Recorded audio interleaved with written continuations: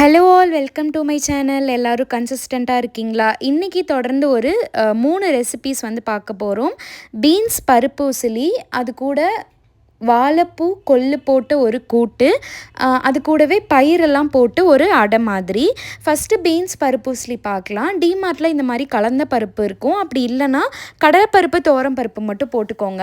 அதை நல்லா ஒரு 2 மணி நேரம் ஊற வச்சுட்டு மிக்ஸி ஜாரில் போட்டுட்டு தேவையான அளவுக்கு வரமிளகா, கொஞ்சமாக சீரகம், சோம்பு, கொஞ்சம் நிறைய பெருங்காயம், தேவையான அளவு உப்பு போட்டு மிக்சியில் வந்து நல்லா அரைச்சி வச்சுக்கோங்க. அதை வந்து குட்டி குட்டி பாலாக உருட்டிட்டு ஸ்டீம் பண்ணி ஒரு 10 மினிட்ஸ் ஸ்டீம் பண்ணிவிட்டு அது ஆறுனதுக்கப்புறமா தனியாக உதிர்த்து வச்சுருங்க. இன்னொரு கடாயில் கொஞ்சமாக எண்ணெய் ஊற்றிட்டு, இன்றைக்கி நான் ஆலிவ் ஆயில் எடுத்திருக்கேன். நீங்கள் ரீஃபைண்ட் ஆயில் தவிர வேறு என்ன ஆயில் வேணாலும் எடுத்துக்கலாம். அது கூடவே பீன்ஸ் வந்து கட் பண்ணது, உப்பு போட்டு தண்ணி ஊற்றி வேக வச்சு அதையும் தனியாக எடுத்து வச்சுருங்க. இப்போது அதே கடாயில் இன்னும் கொஞ்சோண்டு ஆலிவ் ஆயில் ஊற்றிட்டு கடுகு, கடலைப்பருப்பு, அந்த க்ரன்ச்சினஸ்க்காக நான் கடலைப்பருப்பு சேர்த்துருக்கேன். நீங்கள் வேணான்னா ஸ்கிப் பண்ணிக்கலாம். அது கூடவே 4-5 பல்லு பூண்டு, அது நல்லா வதங்கினதுக்கப்புறமா நம்ம வச்சுருக்க பருப்பு, இது நீங்கள் அரைக்கும் போதே மஞ்சத்தூள் போட்டு அரைச்சாலும் பரவாயில்ல, இல்லை இந்த ஸ்டேஜில் மஞ்சத்தூள் போட்டாலும் பரவாயில்ல. நல்லா வதங்கினதுக்கப்புறமா பீன்ஸ் போட்டு எடுத்து வச்சிட்டிங்க அப்படின்னா அமேசிங்கான பருப்பு உசிலி வந்து ரெடி ஆகிடும். இப்போது நெக்ஸ்ட்டு ரெசிபி வந்து பயிறு அடை. இதில் வந்து நான் பச்சை பயிறு, கொள்ளு பருப்பு, அதுக்கப்புறம் கருப்பு கொண்ட கடலை வச்சுருக்கேன். இன்றைக்கி வந்து நான் ஸ்ப்ரவுட்டட் கொள்ளு சேர்த்ததுனால டேரெக்டாக அரைக்கும் போது சேர்த்துக்கிட்டேன். அப்படி இல்லைன்னா நீங்கள் ஊற வைக்கும் போது நாள் நைட்டு வந்து இது கண்டிப்பாக சோக் பண்ணி வைக்கணும். அது கூடவே நீங்கள் வந்துட்டு கொள்ளையும் சேர்த்து ஊற வச்சுக்கலாம். நல்லா வாஷ் பண்ணதுக்கப்புறமா மிக்ஸி ஜாரில் சேர்த்துருங்க. அது கூடவே வந்து ஒரு சின்ன துண்டு இஞ்சி, காரத்துக்கு ஏற்ற மாதிரி பச்சை மிளகா, 2-3 பல் பூண்டு, தேவையான அளவு உப்பு அண்ட் பெருங்காயம், அதெல்லாம் சேர்த்து நல்லா அரைச்சிட்டு நல்லா மீடியம் ஃப்ளேமில் லைட்டாக ஆயில் வந்து ப்ரஷ் பண்ணிக்கோங்க கடாயில்.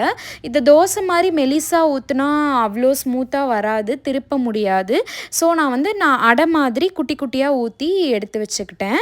அது இன்றைக்கி வந்து இது கூட நான் லைட்டாக நெய் சேர்த்துருக்கேன். இது வீட்டில் செஞ்ச நெய் தான். ஸோ வந்துட்டு இது கூடவே நெய் சேர்த்துட்டு 2 சைடும் மீடியம் ஃப்ளேமில் ஒரு 2 மினிட்ஸ் வேக வச்சு எடுத்திங்க அப்படின்னா இந்த அடை வந்து ரெடி ஆகிடும். இது பெருசாக ஒட்டிலாம் வராது. ஸோ திருப்பறத்துக்கு நம்ம குக் பண்ணுறதுக்கு ரொம்ப ஈஸியாகவே இருக்கக்கூடிய ஒரு ரெசிபி தான் இது. இது ஹை ப்ரோட்டீன் இருக்கிறதுனால குழந்தைங்களுக்கு கூட கொடுக்கலாம். கண்டிப்பாக ட்ரை பண்ணி பாருங்கள். இது கூடவே தொட்டுக்க வந்துட்டு நான் பருப்பு தான் செஞ்சேன். பருப்பு போட்டு வாழைப்பூ கூட்டு. இன்றைக்கி வந்து நார்மல் பருப்பு அண்ட் மசூர் தால் 50 கிராம்ஸ் எடுத்துக்கிட்டேன். அது கூடவே கொள்ளு பயிறு ஸ்ப்ரவுட்டட் இருந்ததுன்றதுனால அது எடுத்துக்கிட்டேன். அப்படி இல்லைனா நீங்கள் நார்மலி வாஷ் பண்ணி கூட சேர்த்துக்கலாம். ஒரு பெரிய வெங்காயம், சின்ன சைஸில் ஒரே ஒரு தக்காளி வந்து எடுத்துக்கோங்க. இது எல்லாத்தையும் குக்கரில் சேர்த்துட்டு அது கூடவே வந்துட்டு வாழைப்பூ நான் நாளே கட் பண்ணி மோரில் போட்டு வச்சுருந்தேன். ஸோ அதனால் வந்து கருக்கலை.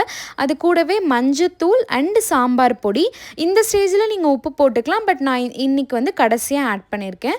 அது கூடவே பெருங்காயத்தூள் சேர்த்து ஒரு 8 விசில் விட்டு எடுத்திங்க அப்படின்னா இந்தளவு நல்லா வெந்து வந்திருக்கும். இது கூடவே நல்லா உப்பு போட்டு கலந்துக்கோங்க. நீங்கள் வேக வைக்கிறதுக்கு முன்னாடி போட்டால் கூட ஓகே தான். அதுக்கு சின்னதாக ஒரு தாளிப்பு கொடுத்து எடுத்து வச்சிட்டிங்க அப்படின்னா கொள்ளு வாழைப்பூ கூட்டு ரெடி ஆகிடும். இது ஒரு நல்ல பிரேக்ஃபாஸ்ட் ரெசிபி. கண்டிப்பாக ட்ரை பண்ணி பாருங்கள். Stay consistent.